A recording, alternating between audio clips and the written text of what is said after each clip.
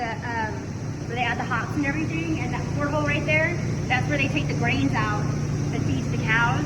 And what our truck drivers tell us, the cows kind of recognize the Abita trucks, kind of like, you know, when you've been gone all day and your dog misses you, these cows recognize the trucks and they come running up to the fence.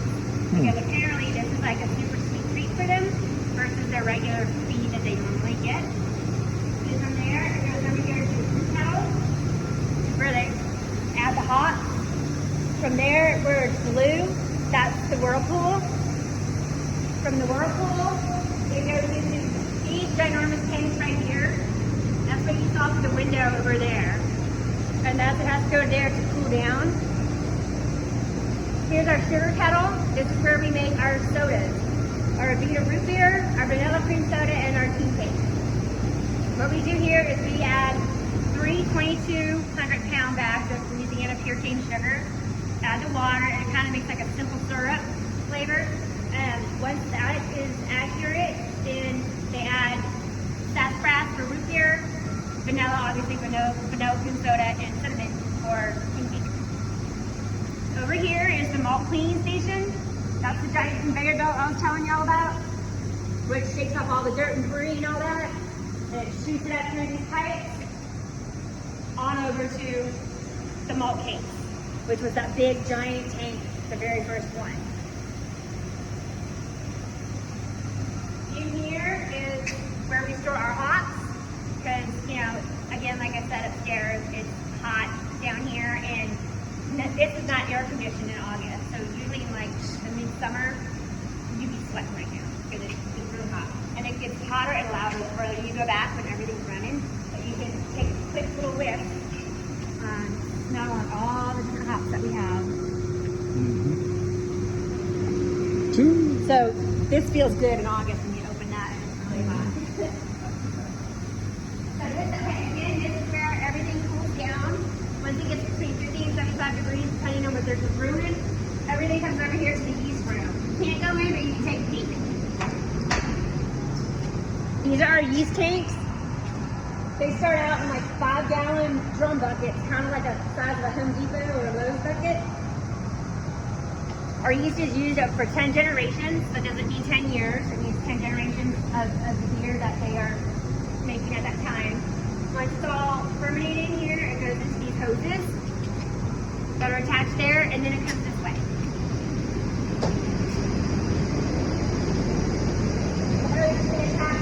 The bottom part of these tanks, and the brewing process begins. This is the best view to see how big these tanks are on this side.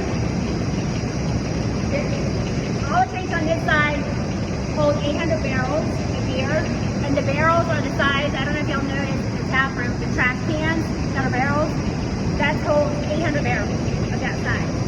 It's also 16,000 kegs, what makes beer. This side over here holds 400 barrels and 12,000 kegs. Okay, when you say a barrel, how many gallons is that barrel? I don't know, somebody asked me that the other day. Probably Google it, figure it out. Because there's two different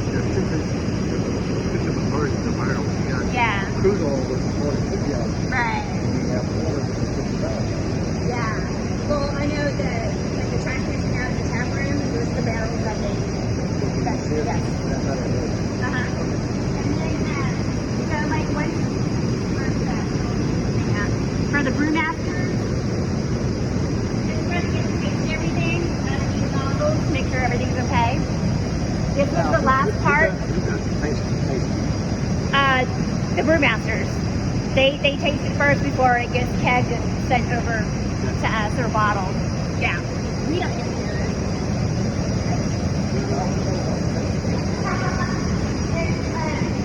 All of our tanks are numbered.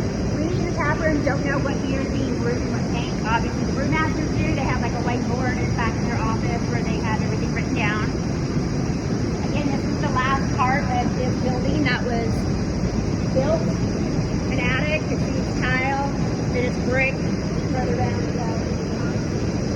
If you see a porthole that is open, it's not moving here. The porthole is closed.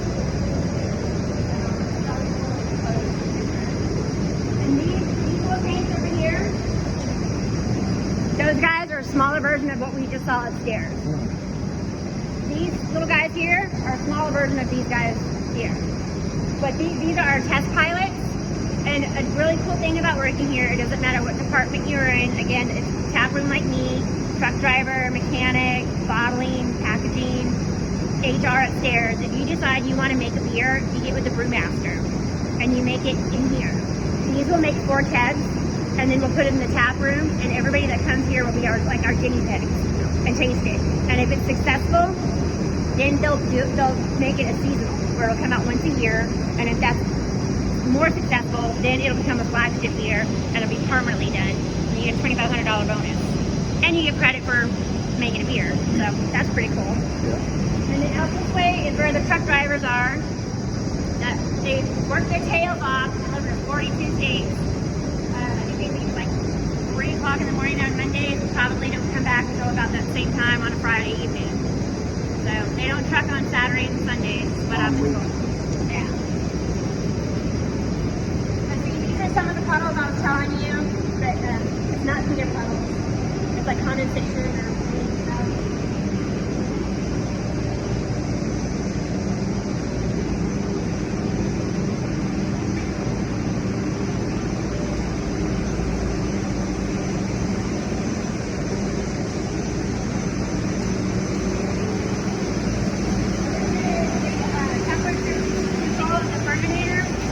Once everything is down to 32 degrees, it's beer. So nothing is quite beer yet, just yet. Almost beer, almost beer, almost beer. A bit ways to go still. But once it's 32 degrees, it's finally beer.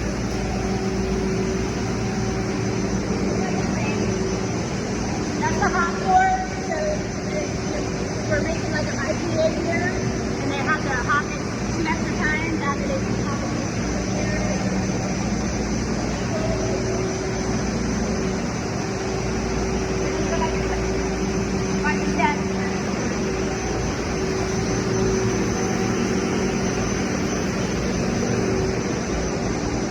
So it's basically running itself right now.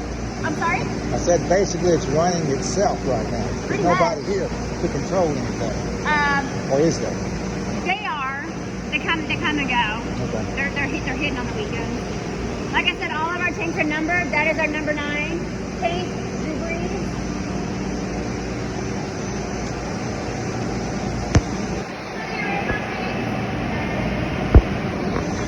Now the restaurant in 1986.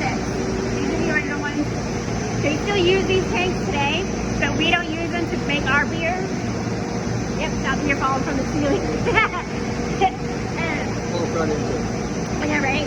So, like little microbrewery companies, they will bottle and label their stuff here. So if you look at like the backs of cans or bottles of a different beer, and it says bottled, you know, Abita, it was made here in those tanks. All of our beer and all of our sodas are made 100% here in this brewery, nowhere else. Shake Shack burger plate restaurants all over the country serve Abita root beer in our sodas. These are the barrels that you send back to Scotland to make the bourbon. Down there, there's a whatever. So that's where the bottle is.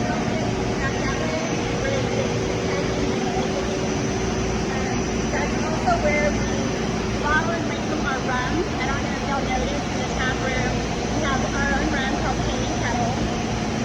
It's distilled in Central America and sent up here, and then we add our water to it and other ingredients. And yeah, our water's like the best. And it's Choctaw, Abita, New Zealand, and obviously spring water. So. Now, do you age and beer any better? They're bourbon flavored beer. Yeah.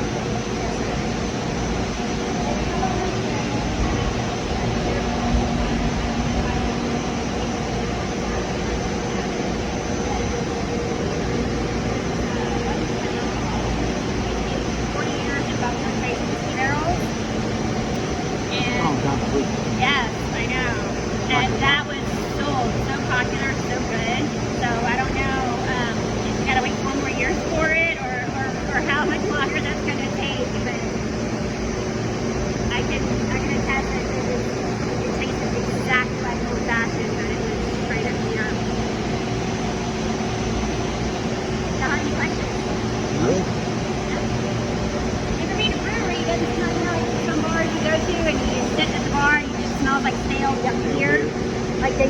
taps out. It's clean. This place is so clean. Every time they run a brew through it, they clean it. Yes, sir. They do. And nobody has to crawl inside the tanks to clean it. It's all with a push of a button, and they're all self-cleaning. Makes sense. Yep. I mean, Fine space, yeah. that'd be like, you know, pretty huge to have to clean. You know, got in there to have to clean it, you know what I mean? And these are the smaller tanks. Not like the big guys over there. This is the old part of it, right? Yes, this is where when they moved over here in 1996. This was where they first started.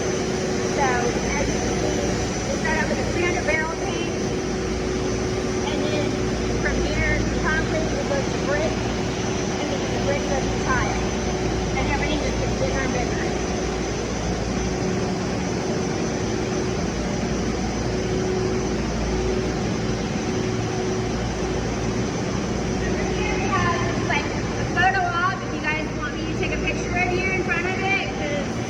Yeah. Photo moment? No, you're good? You want a picture? All right. I'm good. Okay. Well, again, in the summertime, this is like extremely hot back here. So y'all came on a tour on a good time of year where you're not just sweating to death. And when everything is up and running during the week, it's super loud and really hot. So we keep the tap room really cold in the summer. So that's like most people after the end of the tour, that's like their favorite part. They open it and then they hit the AC. Cold beer on a hot day, can't be. Right? Yeah. You all want to take the rum when we go back inside? And you can only buy the rum here in the tap room. You can't get it anywhere else. Or $25 a bottle. 25 a bottle. Restrooms are to the right. Okay, thank you. And that's a wrap.